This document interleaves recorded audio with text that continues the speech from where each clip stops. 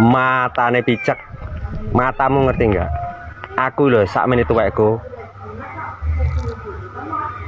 Jokowi nyalon pindu, aku juga milih.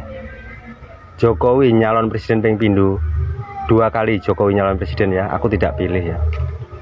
Dan memang aku tidak ada kesempatan untuk memilih. Dan aku bukan fan-nya Jokowi, bukan ngefan dengan Jokowi, bukan. Tapi Jokowi itu banyak fakta dan banyak bukti ya. Dia presiden, pernah jadi presiden terbaik di dunia ya, nomor 1 ya. Itu bukti dunia yang apa? Yang mengoreksi atau yang menilai ya. Dan rakyat juga banyak lah. Mungkin kamu yang tidak anda ya, yang tidak puas. Itu ya nggak tahu saya. Tapi rakyat Indonesia buktinya macam di Papua, di Kalimantan, di apa, di Jawa oke-oke saja, di Medan oke-oke saja. Hanya 1 juta 2 juta orang ya yang tidak puas dengan Jokowi ini. Saya tidak ngefans dengan Jokowi, mohon maaf. Saya tidak ngefans, tapi buktinya ya, bukti nyata ya, dia pengambilan Freeport, Blok Rokan, dan masih banyak lagi ya. Jadi apa yang dipermasalahkan? Masalah ijazah, masalah taek tahu nggak? Kalau perlu ya, orang sakit panu itu nyalahkan Jokowi kalau perlu.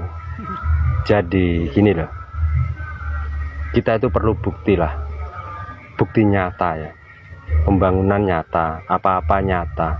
Banyak lagi. Kalau mata kamu buta, saya tidak tahu ya, banyak yang dibuat oleh Jokowi itu, sangat banyak.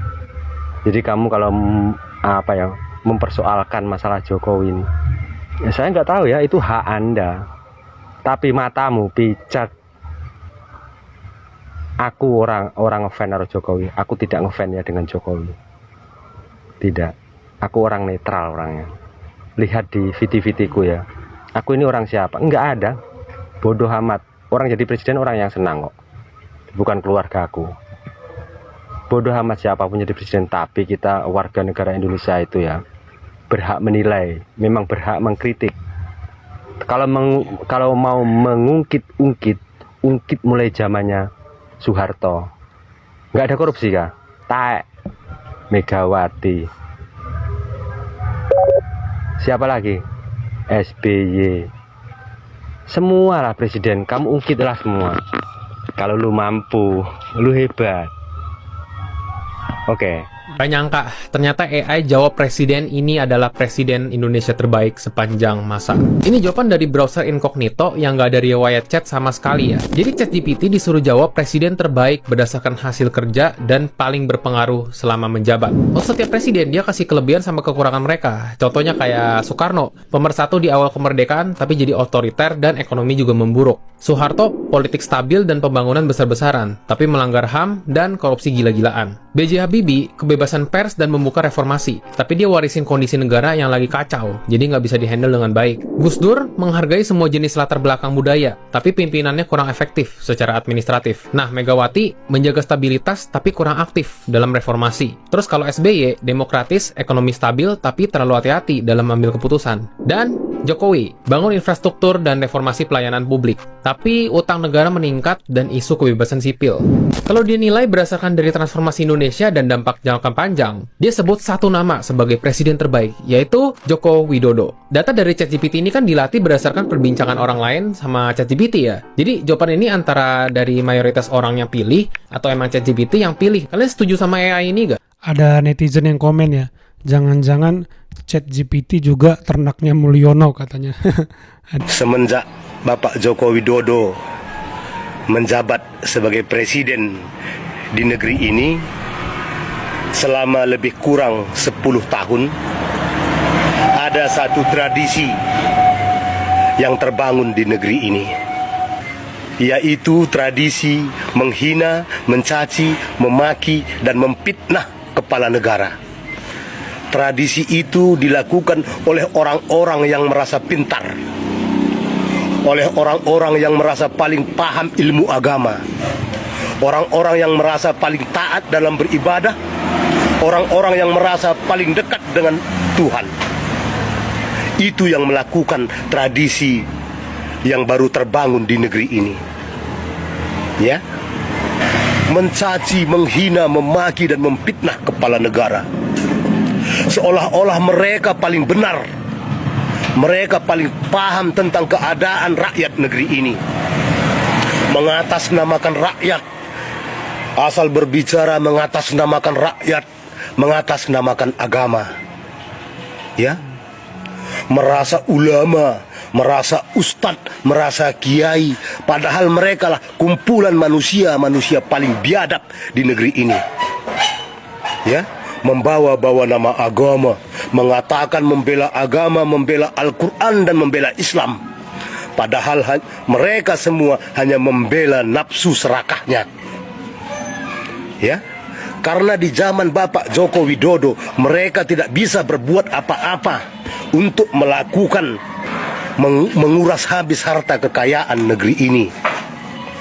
Di zaman Bapak Joko Widodo, ormas-ormas radikal dibekukan, tidak bisa bergerak banyak untuk membodoh-bodohi rakyat negeri ini dengan mengatasnamakan agama, tradisi, mencaci, menghina, memaki dan memfitnah kepala negara menjamur di negeri ini 10 tahun terakhir ini. Dilakukan oleh orang-orang yang merasa akademisi, yang mengaku sebagai profesor seperti Amin Rais, Rocky Gerung, Repli Harun, Faisal Assegaf, Egy Sujana. Mereka yang merasa paling pintar, tapi memang isi kepalanya tidak ada sama sekali. Ya, di zaman Bapak Joko Widodo terjadi kemunduran etika, tata krama dan hilang adab sopan santun di negeri ini oleh orang-orang yang merasa paling pintar, yang paling paham tentang berpolitik di negeri ini. Sampai-sampai seorang mantan presiden yang merasa bangga karena dia presiden perempuan pertama di negeri ini, ya, membuat narasi-narasi seolah-olah dia paling mengerti dan paling peduli tentang rakyat negeri ini. Itu teman-teman beberapa pendapat netizen yang sudah kita simak. Bahkan dari ChatGPT pun tadi kita simak, ternyata presiden terbaik itu Pak Jokowi ya teman-teman. Dan saya percaya ya, Pak Jokowi terpilih karena kebutuhan zaman ya teman-teman. Karena saya yakin kalau bukan Pak Jokowi yang jadi presiden kemarin, bisa saja kondisi hari ini lebih buruk. Banyak orang merasa keburukan yang ada hari ini itu karena Pak Jokowi. Tetapi pernah nggak kita bertanya, bisa saja situasinya jauh lebih buruk seandainya bukan Pak Jokowi presidennya. Saya membayangkan kalau waktu itu yang terpilih bukan presiden yang getol membangun infrastruktur di saat jumlah kendaraan itu sehari terjual berapa unit, teman-teman bisa kalkulasi sendiri betapa padatnya jalanan dan betapa tertinggalnya kita dari segi konektivitas, dari efektif cost ya misalnya antar pulau, seandainya bukan Pak Jokowi. Belum lagi bicara masalah COVID. Jadi menurut saya, daripada ya teman-teman selalu menganggap keburukan hari ini karena Pak Jokowi, saya punya keyakinan kondisinya saya yakin akan lebih buruk seandainya bukan Pak Jokowi yang memimpin. Kenapa? Ya karena saya merasa Pak Jokowi terpilih waktu itu karena kebutuhan zaman. Pada masa itu Indonesia memang butuh yang, bahkan sampai hari ini sebenarnya Indonesia masih butuh kayak Pak Jokowi karena kita butuh pemimpin untuk mengejar ketertinggalan. Ya teman-teman, waktu itu saya pernah baca dari salah satu kolom komentar, kenapa Pak Jokowi nggak bicara pertumbuhan? Kalau bicara pertumbuhan, orang lain pun bertumbuh, kita nggak akan bisa ngejar.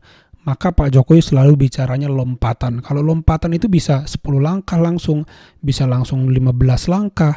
Itu yang dikerjakan Pak Jokowi, lompatan. Kenapa dia getol membangun hilirisasi dan tidak berhenti sampai di sana? Bagaimana semua komponen yang dibutuhkan untuk baterai listrik misalnya itu bisa ada di Indonesia, bisa disinergikan, disinkronkan sehingga bisa diproduksi di sini, sehingga Indonesia bisa masuk dalam rantai pasokan global. Bahkan Pak Jokowi itu cita-citanya bikin negara lain itu ketergantungan sama kita kalau kita sudah masuk dalam rantai pasokan global. Karena ke depan dan hari ini yang lagi dikembangkan itu adalah mobil listrik, transportasi listrik ya, mengarah kepada segala kegiatan yang ramah lingkungan. Itu yang ke depan, masa depan itu adalah ramah lingkungan, ramah bumi. Ini ke depan tuh pasti arahnya ke sana. Kenapa Pak Jokowi getol sekali mengejar hilirisasi itu lalu menyingkronkannya ya teman-teman. Dan itulah yang terjadi. Saya yakin kalau bukan Pak Jokowi bisa saja situasinya lebih buruk, dan kita bersyukur Indonesia di era Pak Jokowi agresif membangun segala sesuatu yang dibutuhkan seperti jalan, bendungan, bahkan menurut saya masih kurang.